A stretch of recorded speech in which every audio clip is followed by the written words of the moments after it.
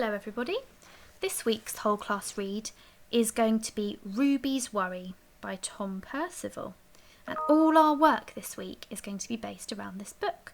We're going to be doing lots of practical things, lots of getting up and moving, making things, a little bit of writing if you'd like to, and lots of other fun things. So I really like this story and I hope you do too. Let's get started. There's Ruby. She looks happy as Larry, carefree. Lovely. Ruby's Worry by Tom Percival. Ruby loved being Ruby. She loved to swing up high. And she loved to explore wild, faraway places. Sometimes she even went all the way to the very bottom of the garden. Ruby was perfectly happy. Until one day... ... Oh dear, what do you think is going to happen? She discovered a worry. It wasn't a very big worry.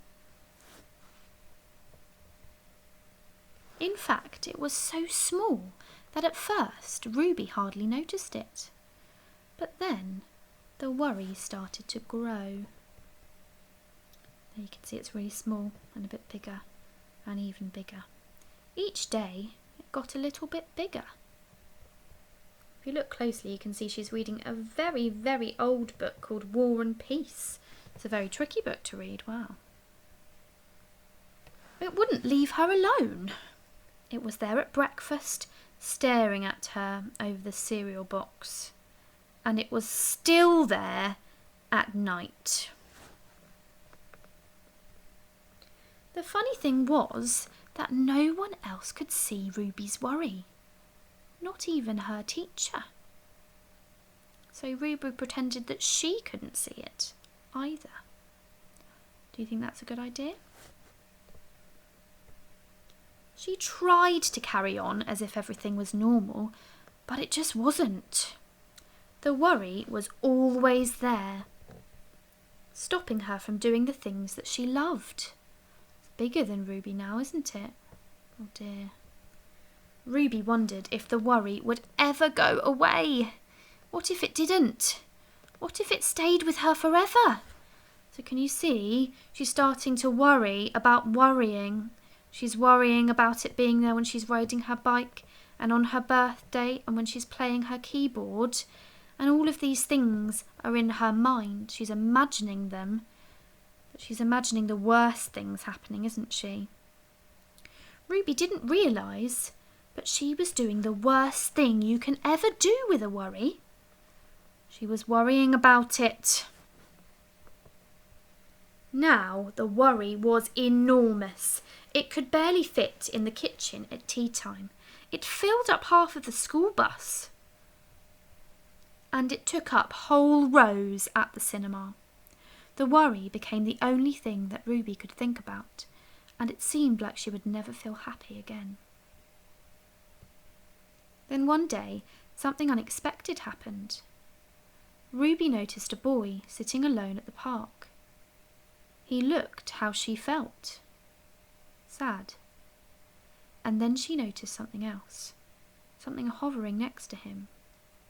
Could it be a worry? It was.